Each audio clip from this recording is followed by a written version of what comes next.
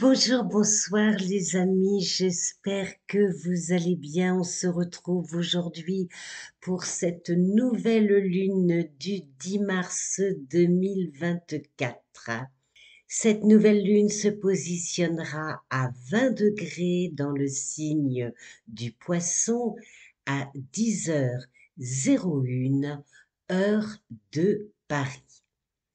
Elle sera conjointe à Saturne d'un côté et à Neptune de l'autre, formera un sextile à Uranus.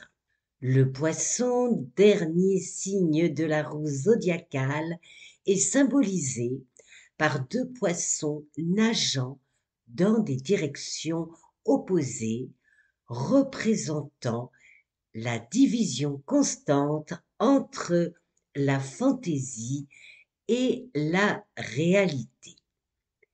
Signe d'eau, mutable, féminin, il est gouverné par Jupiter, la planète de l'expansion, et par Neptune, la planète de l'intuition.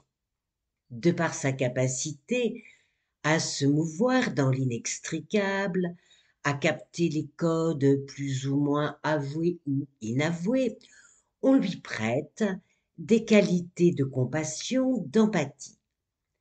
Avec sa sensibilité immense, il peut être facilement avalé par ses émotions, doit rester ancré dans le domaine matériel de manière appropriée. Pour mémoire, ce signe régit les pieds. Côté plus, c'est la compréhension, l'ouverture d'esprit, la convivialité, le don de soi, la cordialité, l'optimisme. Côté moins, c'est la confusion, la fuite devant les obligations, le manque de réalisme, la paresse, et il peut se laisser facilement influencer. Jupiter, sous sa maîtrise nocturne, peut manquer de modération et se croire parfois au-dessus des autres, persuadé qu'il détient la vérité universelle. Avec Neptune, son régent principal, qui supervise certes la création, l'imagination, mais il favorise, il entretient l'illusion, l'évasion, le manque de visibilité. Cette nouvelle lune s'effectue donc dans un signe d'eau, du même élément que son domicile. Donc oui, la lune régit le signe du Cancer. Il s'agit donc d'une trigonocratie. C'est une dignité mineure, mais renforçant toutefois les aspects positifs. Une nouvelle lune en Poisson est sociable, évoque la douceur, apporte le sens de la conciliation, mais peut se montrer apathique. Elle favorise la rêverie, le romantisme, les relations apaisées. Elle s'éloignera de sa conjonction à Saturne, mais ce transit planétaire fera encore son effet. On peut ressentir un sentiment de solitude, de crainte devant l'avenir, un besoin d'ancrer ses idées, ses projets dans la réalité et de savoir où l'on pose ses pieds. Alors ce n'est pas le transit le plus joyeux, loin s'en faut, mais il invite à rester concret, à ne pas se laisser envahir par la mauvaise humeur ambiante et de ne pas céder à la peur qui se propage à la vitesse grand V, à vitesse grand V en ce moment. La lunaison, en conjonction à Neptune, le maître des poissons, entretient le flou, les tours de passe-passe, la confusion.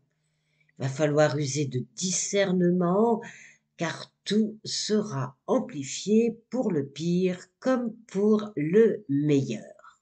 Il s'agira de regarder les choses en face, de sortir de sa bulle, de faire preuve de discernement, de démêler le faux du vrai, le vrai du faux, afin de se protéger des coups par en dessous, surtout si vous évoluez dans un contexte trouble ou nébuleux. Neptune, au semi-carré de Jupiter, augure d'une période de tension, de conflit, d'ajustement. Attention à ne pas perdre un temps précieux à se battre contre des moulins à vent. La lunaison donc formera un sextile à Uranus, offrant ainsi la possibilité de sortir des ornières, de trouver des solutions pratiques, innovantes pour avancer dans ses projets sans se laisser bloquer ou paralyser par la crainte. Cet aspect favorise le changement, l'adaptabilité. Son semi-sextile à Mars apportera un bol d'air frais, la capacité à regarder la vie sous un angle différent, avec des perspectives prometteuses, positives. La nouvelle lune sera en conjonction avec Mercure, mais de loin, puisque la planète de la communication fera ses premiers pas en transit dans le signe du Bélier. Et si Mercure en Poisson a l'art de prendre des gants, de pipoter aussi parfois, de tourner autour du pot, en Bélier, Mercure dira les choses comme elles sont, ne s'embarrassera pas de diplomatie pour exprimer ses pensées, quand bien même les propos pouvant être blessants. Son sextile à Pluton signale un bon moment pour aborder des sujets sérieux et en profondeur, sans tomber dans des rapports de dominant-dominé. Cet aspect mettra en lumière des comportements toxiques afin de pouvoir s'en libérer. Attention à la crédulité, à la naïveté sous sa conjonction à Neptune.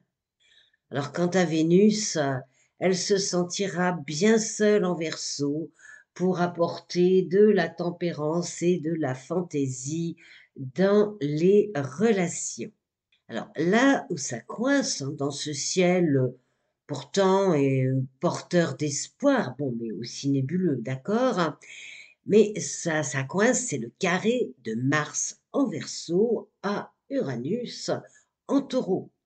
Et la planète guerrière sera encore au carré de Jupiter. D'ailleurs, je vous invite, si vous ne l'avez pas fait, à regarder ma vidéo, mon podcast du Soleil en Poisson. Je vous mets le lien dans les commentaires. À titre personnel, il faudra examiner la position de vos planètes natales.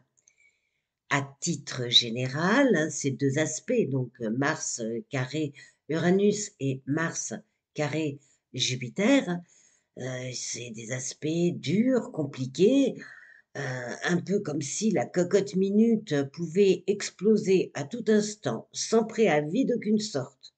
Bref, ce ne sera pas le moment de rentrer en conflit ouvert avec votre entourage, mais bon, faut pas non plus se laisser marcher sur les pieds. Le carré Mars-Jupiter réveillera les ardeurs combatives sur des lois ne plaisant pas à tout le monde. Le carré Mars-Uranus donnera une forte envie de donner un coup de pied dans la fourmilière, signal de la rébellion contre l'autorité, le besoin de s'affranchir de consignes dogmatiques et peut se révéler totalement imprévisible dans les prises de décision. Bon, il peut aussi y avoir des soucis sur la sécurité. Alors heureusement, la lunaison en Poisson veillera avec toute sa bienveillance et dans la mesure de ses possibilités pour apaiser la folie du monde, la folie des hommes. Le message de cette nouvelle lune: l'ignorance volontaire ne fait jamais disparaître le conflit, elle ne lui donne que la chance de se développer. Voilà les amis, si vous avez apprécié ce podcast, si vous souhaitez m'encourager, merci du pouce bleu, de vos partages pour un meilleur référencement dans ce monde virtuel. Je vous dis à très vite. Au revoir.